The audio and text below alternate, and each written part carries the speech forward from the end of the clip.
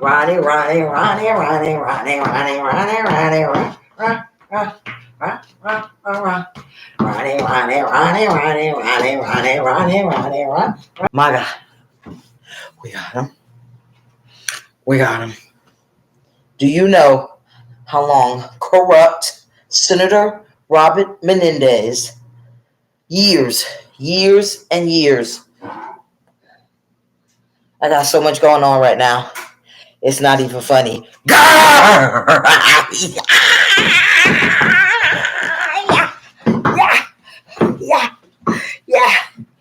Hey, God. I gotta call you. It's a celebration. Senator Robert Menendez, Democrat of New Jersey, Ronnie and everybody else, they busted him. Prosecutor Damian Williams. Around 2 o'clock, he came on and he made this announcement, and I made a video short, that he busted him. Cash, a car, a Mercedes Benz, and gold, bars of gold, which he showed on the news. And I'm like, what? Because, they tried to prosecute Senator Robert Menendez before, and nothing came of it. So they got him, his wife, and 3 businessmen. They tried to get him before, and they tried to say it was all politics. And, of course, it wasn't all politics, but they couldn't get the slippery, slickery, oily bastard. And I had went to him. I think some of you may or may not know I was arrested for crimes I didn't commit and eventually went to prison for 7 years. And while I was in there, I was protesting and I was getting beat up, which is why I got the condition that I have now. And some other things happened to me in the prison. And so I don't hold that against every officer. Like I said, every officer is not corrupt, but the ones who did it. So then I have this corrupt judge. His name is Judge Michael O'Neill at the Hunterdon County court system. But I got sick since I've been out, and I haven't been able to prosecute my case. So I'm better. I'm on the upward swing. And like I said, I'm running for president of the United States next year once I get my petition signed. Even though I had a little setback with my hands, but that was because my medication ran out. And it caused some swelling, as you can see, just a little bit of swelling. And they thought I had arthritis, and they thought, thank God, I'm sharing it now. They thought I had arthritis, and they thought I had lupus. And I do not. So my swelling is going to go down, and I'm getting a nurse to help me, with my stuff until I get this situation corrected. But in the meantime, it's just very painful. And then I had to stop working out. So my weight keeps going up and down, up and down. That's why you see my arms fat like this. But they're going to go away. I'm going to go back to my regular size. And so by next year, my weight will be back down to my regular size. Doesn't help that I eat a bunch of junk. But that's okay. The condition is fixable. So while conditions are permanent, like I said, I'm 56. I just turned 56. And so my condition is not what I thought it was at all. So it just causes some swelling in my hands. But it's not it's just the soft tissue swelling. I don't have lupus where like you're inside your knuckles and stuff, they swell. As you can see, my knuckles aren't swollen. It's just soft tissue swelling. Thank God.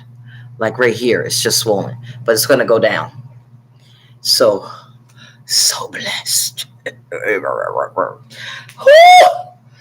But it does hurt. And I've typed and I've done writing. So, of course, I have carpal tunnel. But everybody has carpal tunnel. But it hurts like a bitch. So, again, I escaped it. Anyway, back to Menendez. And this stuff is aggravated by them beating me in the prison. But at any rate, so I reached out to Menendez because I'm like, they're putting me in prison for crimes I didn't commit, and they're trying to hide the evidence, and they're this and they're that, and that's what caused me to have a miscarriage.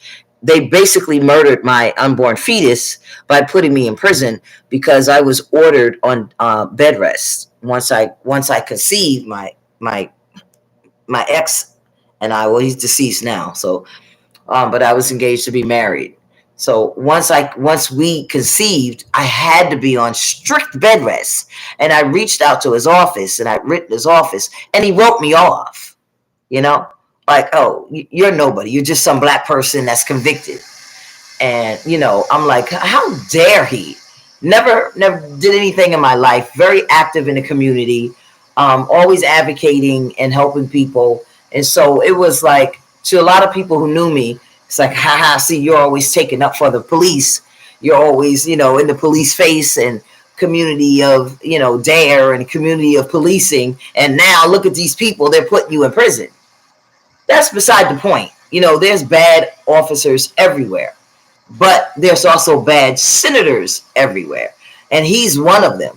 And he wouldn't help me back then. And he was my senator where I lived. He was the one I reached out to. And this is such poetic justice for me. I love it. I love it. He was corrupt. He wouldn't help. He wouldn't answer my letters. And I think he said something glib, like, because I remember writing him, and I got a letter back from him at the prison. But there's this whore at Ednamon Correctional Facility named Carofilous. Officer Carofilous. She still works there. And she done made her rounds sleeping with almost every officer. And she took my documents and she threw them in the garbage, even though the sergeant had said to her, open the door and take Harris' documents out so that they could be sent back down to storage. She threw an entire box, like an entire bag worth of my evidence in the garbage, because she said, just put it in this garbage can and I'll have the inmates, the trustees, bag it up. So once I put it in there, she's like, I don't have any of your documents. You threw them in the garbage. And I'm like, what are you talking about? I didn't throw them in the garbage. You told me to put them in the garbage. You have the inmates bag them up. She says, no, you threw it in the garbage. So then the supervisor comes down and she's like, no, Harris, we saw you on the camera. You threw your stuff in the garbage. And I'm like, no, I didn't. The supervisor told her to open the door and take them, and she refused to take them because he wasn't on the unit and she wasn't going to take it. So that's how my documents, my evidence for my court case got thrown in the garbage. And then I had to file a case because not only was that stuff that she put in the garbage, that stuff she put in the garbage was for about 10 of my cases and my appeals. And I had to recopy, reproduce, rewrite everything by hand, all of the documents over, then recopy them, reserve everybody, and I was missing a lot of stuff, and I had to get a loan all over again for all of the stuff that she threw away and reserve everybody, and then ask the court, could I serve it out of time? And so they're charging me, and now they're actually taking my what is that check we get? The home rebate case. So now I have to take them to court and take her to court because she threw my documents away, and now they want to take my check, which they're not supposed to take because of my current situation. Because this lady threw my stuff away. All because Menendez refused to write one letter requesting that they hold my evidence for me, and do an inquiry, a simple inquiry into the officer who made the arrest, because he was the boyfriend of the lady who was accusing me. And that's something that citizens often did. They made a request to their senator when the person was involved with the people who did the arrest. Now, years later, I find out that not only was he doing that, the officer, he actually got fired because he was sleeping with the people that he was arresting. He was making the women have sex so that he didn't write police reports. Yeah, they actually fired him, the officer who wrote my report. Years later, they actually fired him. But had he just did the inquiry like I asked, and this is just such a happy day for me. I can't wait for his crusty, greasy, funky, stanky ass to be in prison. Everybody who has done something to me that contributed to me going to jail, oh my God, they're just one by one, they're getting their just desserts. Like, I never have to do anything to anybody. I never do. And so every time I say something like, you're going to get what's coming to you, they think like, what is she going to do to us? Nothing. Revenge is never mine.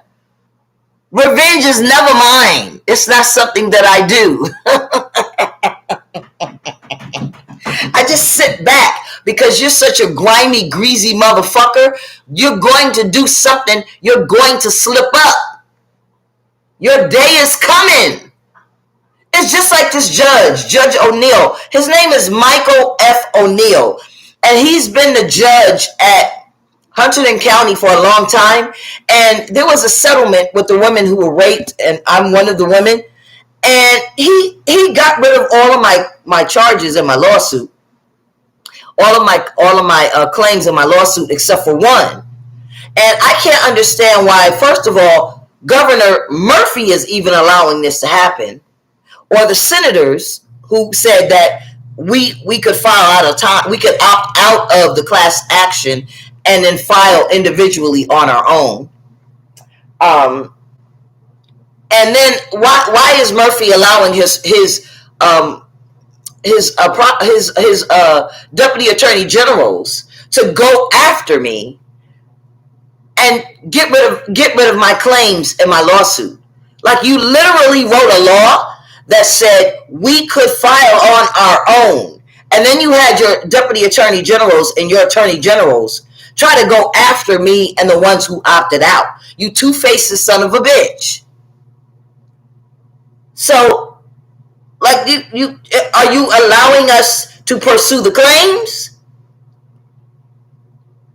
Did you write a law that said we could pursue the claims? But we got to stay in the class action?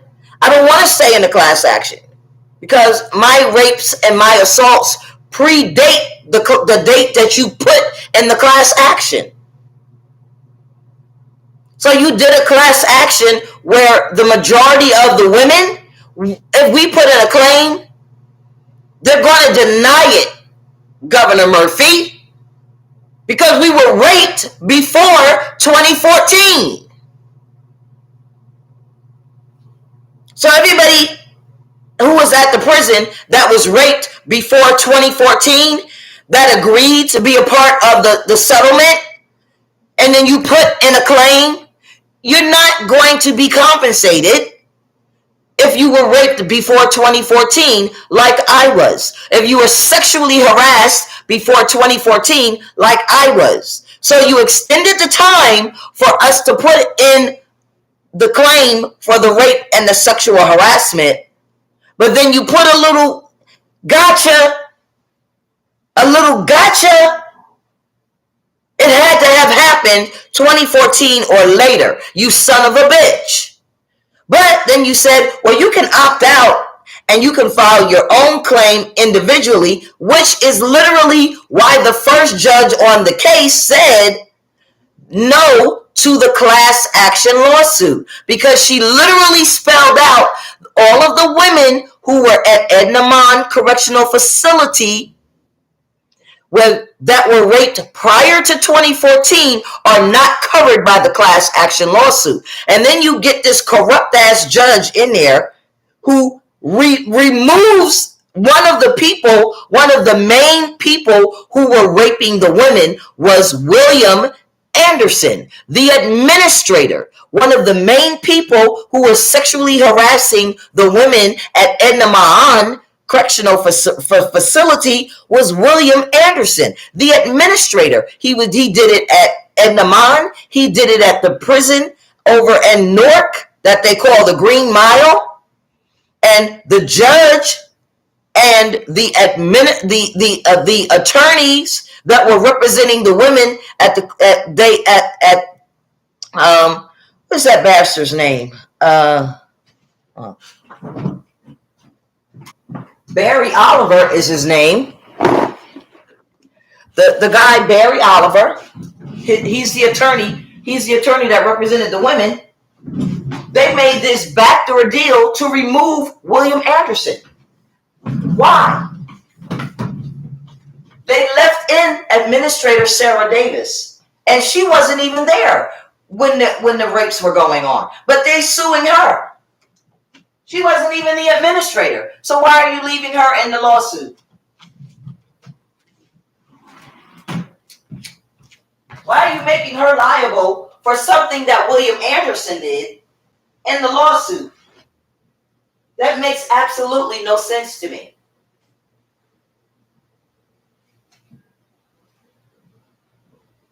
Because he's one of the good old boys. Because he's a man and he's the one. He slept with an inmate named Edwina Potter. She's changed her name, so that's why I'm using her name. Because I don't know what her new name is, and that's not going to be attached to her. He comes to the prison in the wee hours of the night when no administrator is supposed to be even at the prison. And he used to do this when the women were housed at New Jersey State Prison. We used to have ADSEG at New Jersey State Prison. He comes there at 2, 3 o'clock in the morning, has sex with the inmates, and then he leaves. So when they transferred ADSEG to Edna Mahan Correctional Facility, he did the same thing there. He went to Hillcrest, had sex with the ladies, and then he just went home, got himself a nap, and came back at 9 o'clock in the morning. Like, he's such a disgusting, filthy turd. No wonder regular women don't want to have sex with him.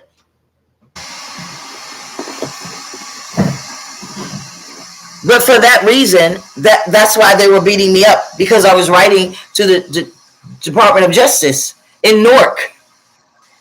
And you people are protecting him, and then you put him at the prison in Newark. Like, you just move him from prison to prison to prison. His name is William J. Anderson. And you just move him around, and then you pulled him out of the lawsuit. You give him protection. Why? He did the same thing when he was the administrator at New Jersey, Trenton, the prison in Trenton. I don't know why this man is getting so much protection from a judge. Why is this man getting so much protection from the administrators? And then Commissioner Victoria Kuhnz, you move her up the ranks when she was the director who was there when everybody was getting raped. She literally knew we were getting beat. She knew we were getting raped. How do I know? Because I personally told her when she did a tour. I wrote to her. So as a director of a prison, that is something that you would bring up. Then, because I got her name in that letter, I wrote her on the what are those things called? Because we didn't have a kiosk, of course. They didn't give the women a kiosk till years later. The men had kiosks, but the women did not. So we had to write on grievances. So my grievances, of course, got thrown away by Carofilous. So I had to rewrite everything over. But when she did a tour, I personally told her. So she can't say that she did not know we were being beat. She did not know we were being raped. They beat Tanya Leary, beat her senseless till she was bleeding. They beat Barbara Farrancross, beat her because they were refused to give her cigarettes, and then she was fiending for cigarettes that the officers used to bring to her. They beat Chinese McCoy. They beat these women up. They beat Daisy Richardson. They beat Jessica Brown. These are the women that they beat in the prison. They beat me. They beat Natalie Tice. So, yeah. They beat Renee Smalls. They beat us. They beat Gonzalez. What's Gonzalez's first name? With those pretty eyes. I can't think of her name because I call her my granddaughter because I give everybody nicknames. So yeah, they beat up everybody in the prison.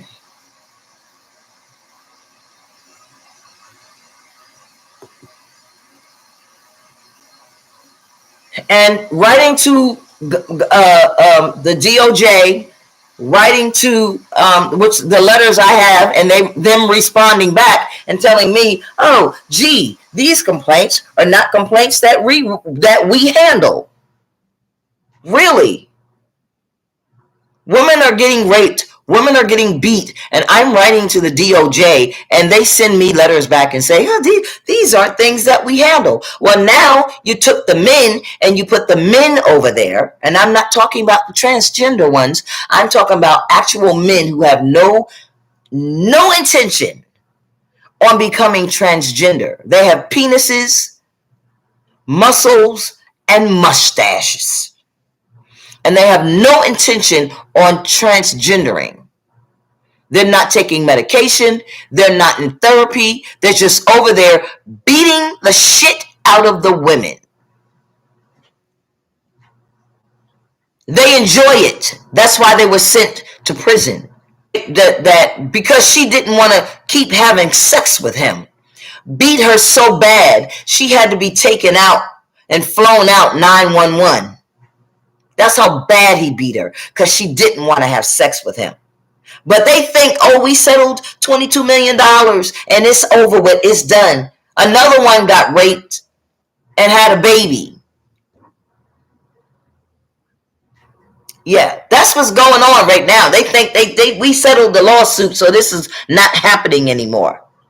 And you got Victoria Kuhnz as the administrator. Why?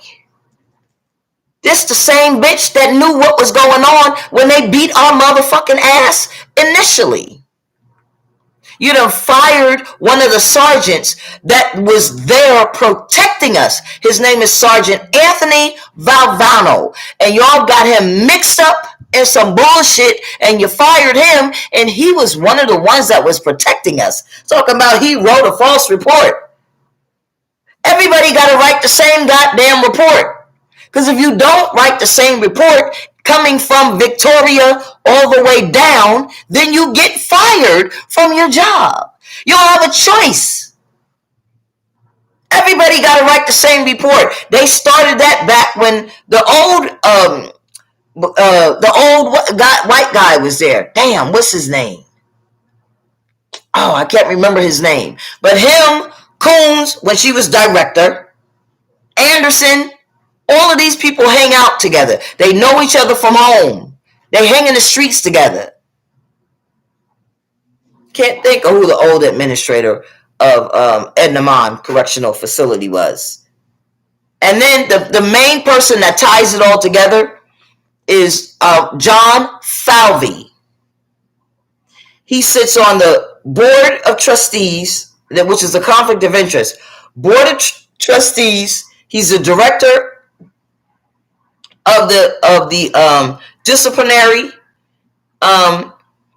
He participates in hearings. He's the attorney for the division of operations. He sits in on ICC and oversees the legal of that. He's oversees the administration. Anything that's done in administration at all the prisons, you have to run it through John Falvey. He has his hands in everything that's going on at the prison. Nobody does anything at the prison that's not run through John Falvey. That's how everything gets done. If an incident happened, that has to go through John Falvey. So that's how Right hand knows what the left hand is doing, and it has to be passed to John Falvey because he's the attorney, he's the director, he's the Open Public Records Act records keeper, he's on the board of directors. He has 5 positions at that Department of Corrections. And he works hand in hand with whomever the commissioner is. That is a conflict of interest. So what does this have to do with Mr. Gold Bars? Because I wrote Mr. Gold Bars about what was going on at this prison before I was even in that prison. And he didn't care. He looked the other way. Guess where you're going, Mr. Gold Bars? If you had taken care of this back when I wrote you about it, because I've always been a community activist, the things that you're about to suffer in that same damn prison, you wouldn't have to worry about it. I hope they eat your ass alive in that prison, you sorry sack of shit. Have a nice day. Oh, actually, don't have a nice day. Ex-Senator Robert Menendez.